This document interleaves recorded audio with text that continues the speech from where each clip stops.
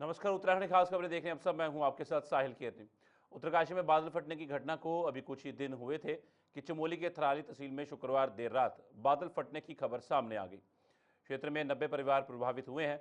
आपदाग्रस्त क्षेत्र में चल रहे राहत एवं बचाव कार्यों की स्थलीय निरीक्षण के लिए मुख्यमंत्री पुष्कर सिंह धामी थराली पहुंचे।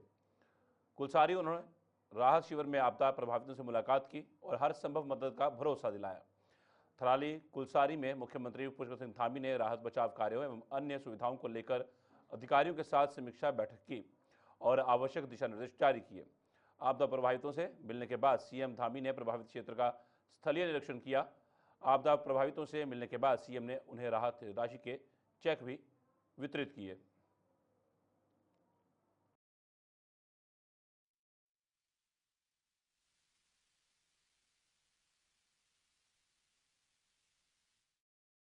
खबर सामने आई थी जिसमें कि 90 परिवार जो थे वो प्रभावित हुए थे। ज़्यादा जानकारी रुक करेंगे। हमारे साथ वरिष्ठ पत्रकार राजकुमार हमारे साथ जुड़ चुके हैं। और राजकुमार जी, बताइएगा कि जब मुख्यमंत्री पुष्कर सिंह धामी स्थलीय निरीक्षण कर रहे थे तो किस तरह के दिशा निर्देश जो थे वो मुख्यमंत्री द्वारा दिए गए हैं और राहत और बचाव कार्य में किस तरह की तेजी वहां पर लाई गई है और कितने जान माल के नुकसान वहां पर हुआ है? देखिए, अब तक की बात करें तो लगातार हम देख रहे हैं कि जो दैविक आपदाएं हैं वो उत्तराखंड में लगातार देखने को मिल रही है। और यही वजह है कि पहले देखिए 5 अगस्त को धराली में जो है आपदा आई और जिसमें कई लोग जो है वो लापता हो गए और अभी भी उनकी खोजबीन जो है वो लगातार जारी है। वहीं कल देर शाम जो है, कल देर रात जो है थराली में जो है दिल दहलाने वाला एक बादल फटने की घटना हुई, जिसमें एक बुजुर्ग जो है उनकी मौत हो गई और उसके साथ साथ 20 वर्षीय जो बालिका थी उसकी भी मलबा गिरने से यानी कि दबने से उसकी मौत होगी। दोनों 2 कैजुअलिटी इसमें फिलहाल हुई है। लेकिन इसके साथ साथ देखिए, मुख्यमंत्री लगातार चाहे वो धराली हो, थराली हो, तो तमाम जो आपदाग्रस्त इलाके हैं उनका लगातार जो है वो मुआयना कर रहे हैं। लगातार जो टीमें हैं उनकी वो लगातार दिन रात काम कर रही है ताकि जो राहत एवं बचाव की जो टीमें हैं उनको एक मनोबल मिले और साथ ही जो राहत बचाव के जो काम है वो प्रदेश के अंदर तेज गति से हो। तो यही वजह है कि देखिए, मुख्यमंत्री लगातार इन तमाम चीजों को मॉनिटरिंग कर रहे हैं और आज भी मुख्यमंत्री जो है थराली में पहुंचे और जो आपदाग्रस्त इलाके हैं उसके साथ साथ जो परिवारजन है जिन्होंने अपने को इस त्रासदी में खोया है तो उनसे भी उनकी मुलाकात हुई है। उन्होंने हर संभव मदद जो है वो देने का आश्वासन दिया है। साथ ही जो मुआवजा जो है आपदा के दौरान ग्रस्त जो परिवार है या क्षतिग्रस्त जो मकान दुकानें हुई हैं उनके जो मालिक हैं उनको भी जो है 72 घंटे में जो है मुआवजा देने का ऐलान जो है वो मुख्यमंत्री ने कर दिया है। और देखिए, लगातार जैसे मैं बता रहा हूँ कि लगातार उत्तराखंड में मौसम भी बेईमान है और मौसम की वजह से जो है बड़ी राहत एवं बचाव की जो काम करने वाली टीमें हैं उनको बड़ी मशक्कत जो है वो इस रेस्क्यू ऑपरेशन के दौरान उठानी पड़ रही है। और लगातार मुख्यमंत्री सहित तमाम जो मौसम विभाग भी है वो भी अपनी एडवाइजरी जो है लगातार जारी कर रहा है। वो लगातार बता रहा है कि मौसम कहाँ किन किन जिलों में जी। आने वाले समय में भारी बारिश हो सकती है या बाढ़ की स्थिति जो है वो बन सकती है। देखिए, इसके साथ साथ अभी अगर पूरा ओवरऑल बारिश और नदियों की बात करें तो गंगा का जो जल स्तर है वो भी जो खतरे का निशान है उसके पास जो है वो मंडराता हुआ दिखाई दे रहा है। इसके साथ साथ जो सहयोगी जो नदियां हैं और जो सहायक नदियां हैं उनका भी जल स्तर जो है वो बढ़ता हुआ नजर आ रहा है। तो इस समय एहतियात बरतने की बेहद आवश्यकता है ताकि जो रेस्क्यू टीमें हैं या जो पर्यटक उत्तराखंड के लिए आ रहे हैं, क्योंकि देखिए लगातार 4 धाम की यात्रा भी जो है वो चल रही है, लेकिन कहीं ना कहीं जहां रास्ते बाधित हैं तो इस वजह से जो यात्री हैं वो 4 धाम की यात्रा में जाने में असमर्थ हो रहे हैं। और इसी वजह से मुख्यमंत्री ने जो रोड स्ट्रक्चर है, रोडों को दुरुस्त करने का जो काम है उसको लेकर के भी समीक्षा बैठक अभी हाल ही में की थी और सभी जो जिलाधिकारी हैं या तमाम बीआरओ की जो टीमें हैं, पीडब्ल्यूडी विभाग की जो टीमें हैं उनको सचेत किया गया है कि जल्द से जल्द जो रोड मैप है, रोड कनेक्टिविटी है उसको दुरुस्त किया जाए और इसके साथ साथ जो बिजली और पानी की जो व्यवस्थाएं हैं उनको भी पहाड़ पर सुचारू किया जाए ताकि जो पहाड़ का जनजीवन है, पहाड़ की स्थिति है वो सामान्य तौर पर चल पाए। जी राजकुमार जी, एक बात और समझेंगे, जिस तरह से वहां पर राहत और बचाव कार्य में काफ़ी तेज़ी लाई जा रही है तो कितने लोग जो हैं इससे पूरी तरह से इफेक्ट हुए हैं, और जो धनराशि के जो चेक बांटे गए हैं मुख्यमंत्री द्वारा, क्या वो पर्याप्त हैं उनके लिए, या आगे के लिए भी एक कोई रणनीति जो है वो बनाई जा रही है? देखिए, बिल्कुल आपका महत्वपूर्ण सवाल है और इसमें देखिए ये नहीं कहा जा सकता कि देखिए सरकारें तमाम चाहे किसी भी पार्टी की प्रदेश के अंदर रही हो और इस तरीके की जो दैविक आपदाएं हैं वो उससे अछूता नहीं है उत्तराखंड, और लगातार इस तरीके की आपदाएं जो है वो प्रदेश में देखने को मिलती है। लेकिन सरकार की तरफ से जो आर्थिक सहायता है जो देनी चाहिए वो उन तक पहुंचने का प्रयास जो है, पहुंचाने का प्रयास जो है वो सरकार कर रही है। और ज्यादा से ज्यादा देखिए जिसका जो खोया है उसको दोबारा तो नहीं लाया जा सकता, लेकिन कहीं ना कहीं जो उसके मकान की क्षतिग्रस्त हुआ है या उसके जो परिजन जो उनसे बिछड़ चुके हैं, तो कहीं ना कहीं इन तमाम चीजों को महत्वपूर्ण तरीके से जो है वो सरकार देख रही है। और यही वजह है कि धामी सरकार लगातार इन जख्मों पर जो है मल्हम लगाने का काम कर रही है, ताकि जो सुचारू रूप से जो पहाड़ की जो लाइफ लाइन है उसको जीवित रखा जाए और जो पहाड़ की आजीविका है उसकी वजह से किसी को किसी तरीके की दिक्कत ना हो। तो ये ऐसे पहलू हैं जिनको समझना बहुत जरूरी होगा, क्योंकि इस तरीके की आपदा ऐसा नहीं है कि जो आ चुकी है इसके बाद इस तरीके की आपदा देखने को नहीं मिलेगी। भगवान न करे कि इस तरीके की आपदा देखने को मिले, लेकिन लेकिन पहाड़ों पर जिस तरह की स्थिति हम लोग देखते हैं, मानसून पीरियड है या इसके बाद भी जैसे हल्की मुल्की बरसात भी होती है, तो कहीं ना कहीं जो कटाव है रोडों का वो देखने को मिलता है। नदियां जो है वो उफान पर देखने को मिलती है। इसके साथ साथ लैंडस्लाइड जो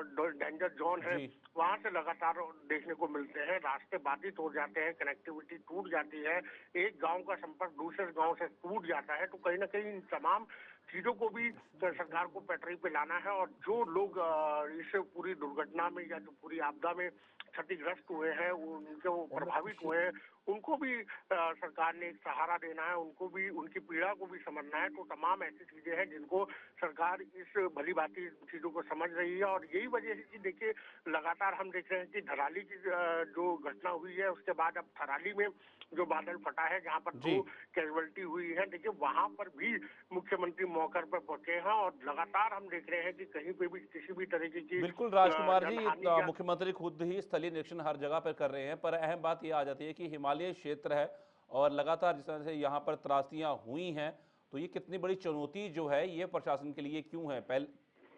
पहले दराली, उसके बाद स्याना चट्टी, उसके बाद थराली, लगातार तो एक चुनौती जो है वो प्रशासन के लिए बनी हुई है। निश्चित तौर पे देखिए अभी एक ये घटना भी स्याना चट्टी के पास हुई थी, जहां पर एक झील जो है यमुनोत्री में बन गई थी। यानी कि जो जी। लैंडस्लाइड होने से, मलबा आने से जो झील का यमुनोत्ती का मुहाना है वो बाधित हो गया था और इसी वजह से पूरे गांव जो है वो कहीं ना कहीं जलमग्न हो गया था। लेकिन कहीं ना कहीं अभी 24 घंटे पहले जो है वहां की निकासी, जो पानी की निकासी है उसको किया गया है, ब्लास्टिंग की गई थी, जिसकी वजह से जो पानी है झील में फंसा हुआ था उसको जो है वो डिस्चार्ज कर लिया गया है। तो वहां पर अभी फिलहाल देखिए कोई खतरे की बात नहीं है। लेकिन इसके साथ साथ जैसे हमने देखा है कि अभी 5 तारीख से लेकर अभी तक जो थराली और धराली में जो घटना हुई है, बादल फटा है, तो कहीं ना कहीं इन तमाम चीजों को मुख्यमंत्री, जैसे मैं आपको लगातार बता रहा हूं कि लगातार जो है मुख्यमंत्री इसकी मॉनिटरिंग कर रहे हैं। लगातार जो क्षतिग्रस्त इलाके हैं वहां पर वो पहुंच रहे हैं, ग्राउंड जीरो पर तमाम जो आला अधिकारी हैं उनसे संपर्क साध रहे हैं। और साथ ही जो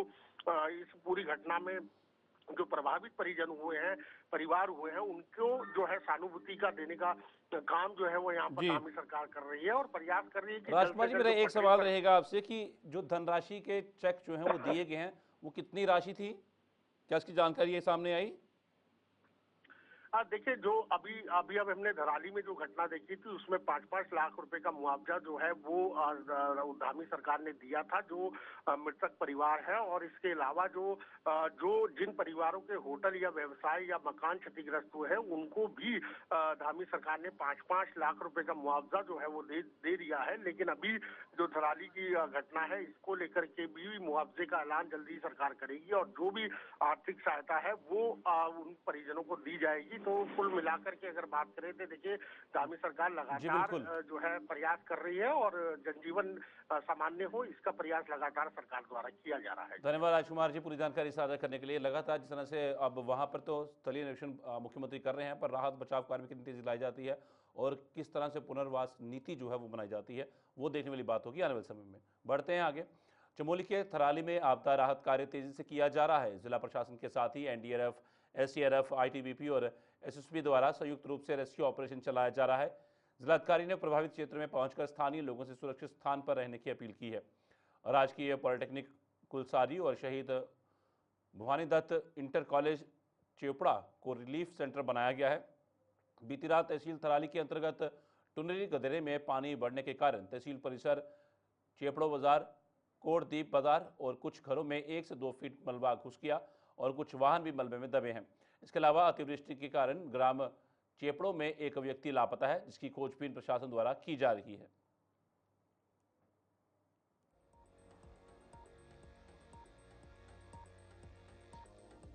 रेस्क्यू कार्य में जुटे जवान, जीडीआरएफ 7 जवान,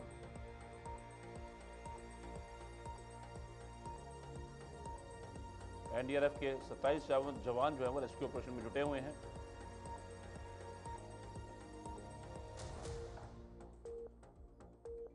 एसटीआरएफ के 12 जवान जो हैं वो इसमें रेस्क्यू ऑपरेशन में जुटे हुए हैं।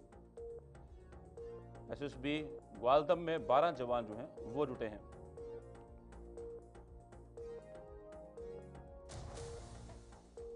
प्रशासन ने जारी किए emergency number Pankaj Bhatt 9627254312, 9627254312, 92 Akshay Pankaj 8130115241, Ashok Nautiyal 9412117942, rabbit Siddiqui 8533932690।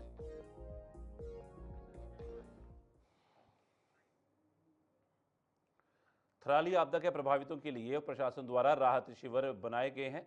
राजकीय पॉलिटेक्निक कॉलेज कुलसारी में कुल 12 आपदा प्रभावित लोगों को रखा गया है, जबकि प्राथमिक विद्यालय चेपड़ों में 36 लोगों को रखा गया है। इसके अलावा प्राथमिक विद्यालय अपर बाजार थराली में 20 लोगों को रखा गया है। प्रशासन द्वारा बनाए गए इन राहत शिविरों में आपदा प्रभावितों के लिए रहने खाने की पूरी व्यवस्था की गई।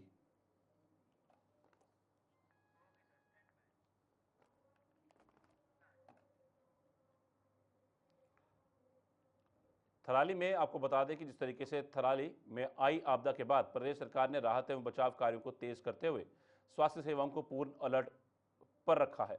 मुख्यमंत्री पुष्पवंत सिंह धामी ने आपदा प्रभावित क्षेत्रों में तुरंत एवं प्रभावी स्वास्थ्य सेवाएं सुनिश्चित करने के निर्देश दिए हैं। उन्होंने कहा कि राज्य सरकार आपदा पीड़ितों के साथ है और उनके उपचार एवं राहत कार्यों में कोई कमी नहीं आने दी जाएगी। मुख्यमंत्री के निर्देशों के बाद स्वास्थ्य सचिव डॉक्टर आर राजेश कुमार ने महानिदेशक स्वास्थ्य डॉक्टर सुनीता टमटा एवं चमोली के मुख्य चिकित्सा अधिकारी डॉक्टर अभिषेक गुप्ता से आपदा प्रभावित क्षेत्रों की स्थिति की विस्तृत जानकारी ली। स्वास्थ्य सचिव ने बताया कि स्वास्थ्य विभाग की टीम ने तेजी से घटनास्थल पर पहुंचकर न केवल घायलों का उपचार किया, बल्कि मानसिक रूप से आहत पीड़ितों की काउंसलिंग भी की। डॉक्टर आर राजेश कुमार ने बताया कि वर्तमान में थराली सीएचसी में 4 चिकित्सक अधिकारी, 6 स्टाफ नर्स, 1 फार्मासिस्ट, 1 ड्राइवर एवं एम्बुलेंस सहित जीवन रक्षक दवाओं के साथ टीम सक्रिय रूप से तैनात है। इसके अतिरिक्त एसटीएच कर्णप्रयाग से 2 विशेषज्ञ चिकित्सकों एवं 2 अतिरिक्त 108 एम्बुलेंस को आपदा क्षेत्र में तैनात किया गया है। वहीं पीएचसी देवाल से 1 अतिरिक्त चिकित्सा अधिकारी को भी मौके पर भेजा गया है। गंभीर रूप से घायल मरीजों को शीघ्र उपचार उपलब्ध कराने के लिए हेलीकॉप्टर की मदद से 6 घायलों को एम्स ऋषिकेश भेजा गया है, जबकि अन्य 2 दर्जन से अधिक घायलों का मौके पर उपचार किया गया।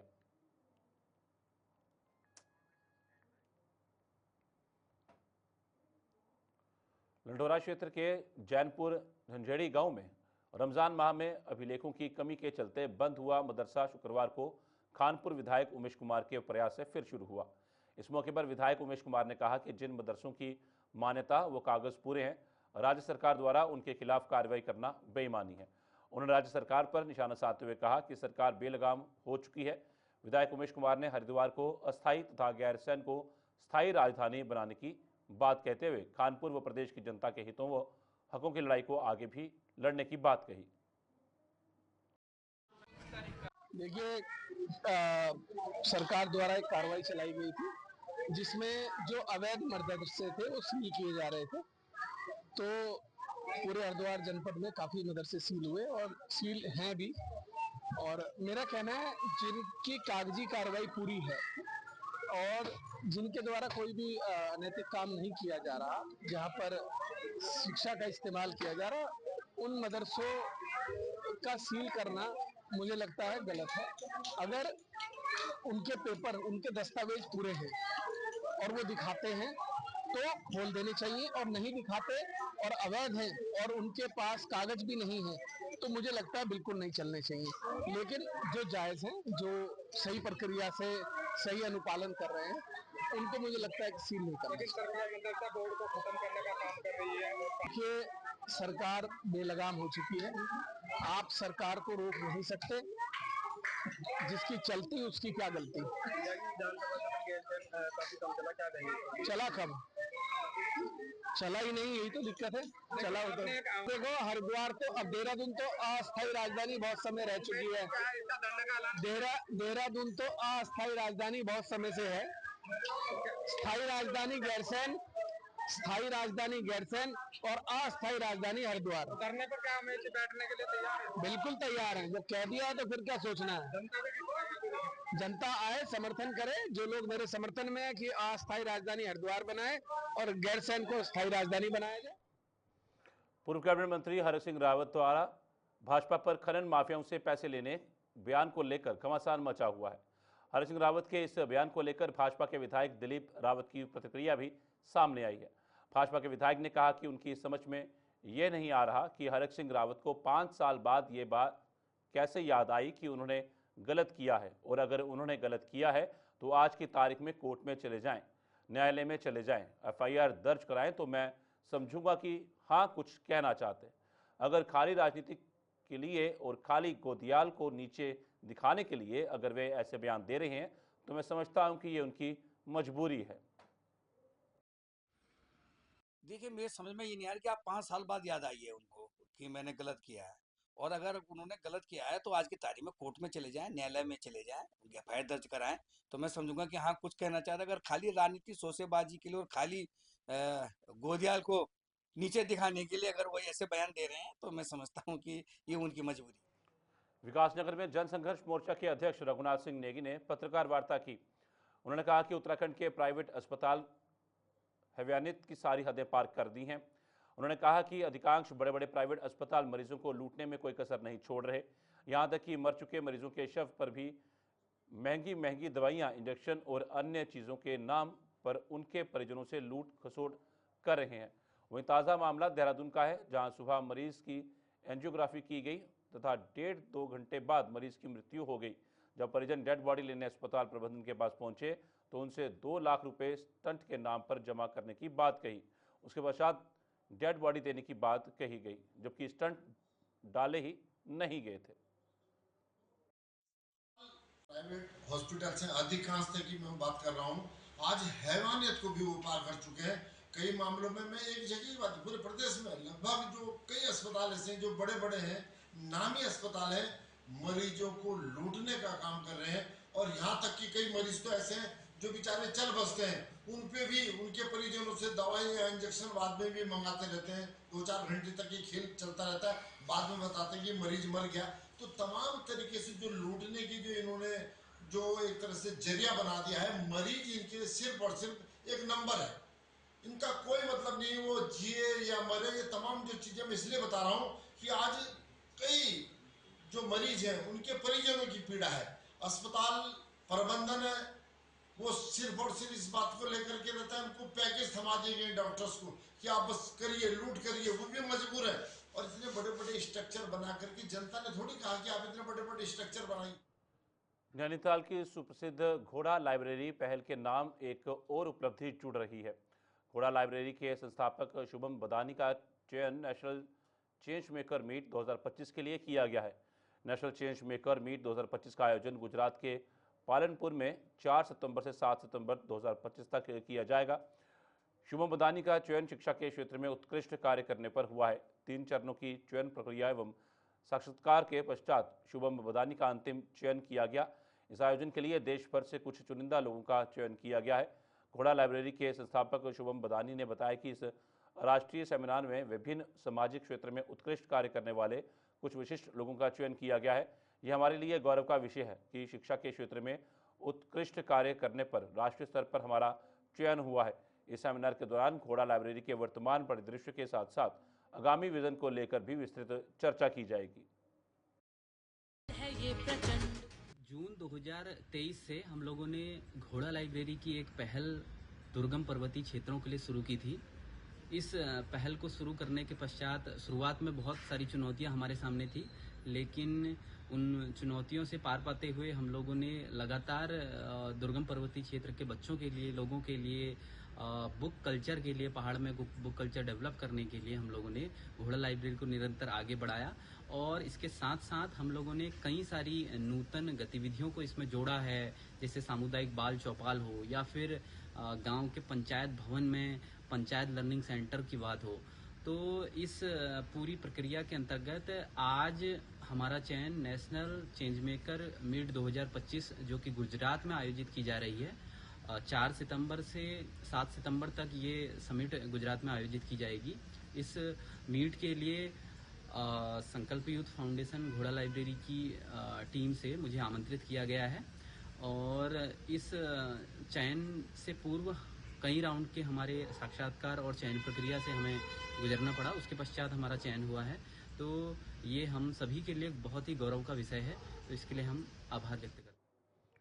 हरियाणा में मनीषा की रेप के बाद हत्या किए जाने से आक्रोशित मंगलौर विधानसभा के आज़ाद समाज पार्टी और भीम आर्मी ने कार्यकर्ताओं ने मंगलौर कोतवाली से अब्दुल कलाम चौक तक कैंडल मार्च निकालकर मनीषा के हत्यारों को गिरफ्तार करने की मांग की।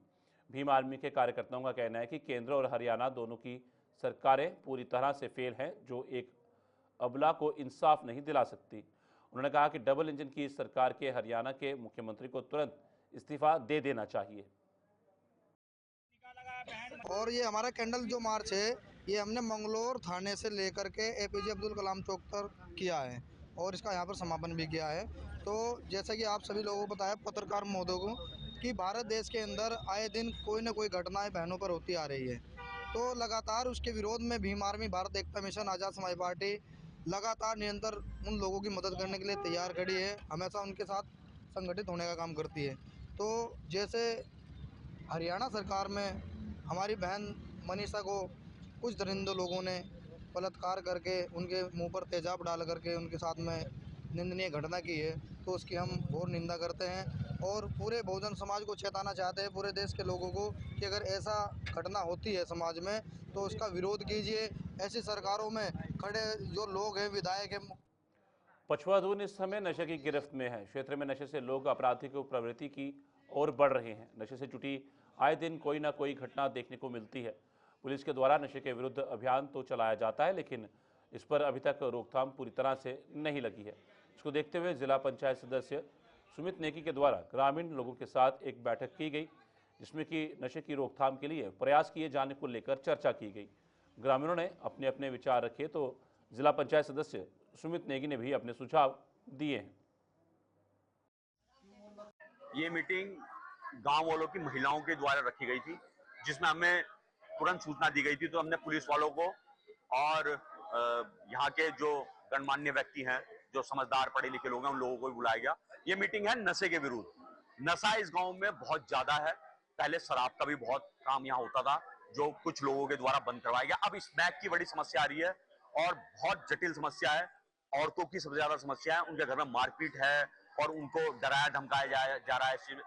इस उद्देश्य से आज हम यहाँ बैठे थे और हमने सब लोगों ने मिलकर ग्राम प्रधान।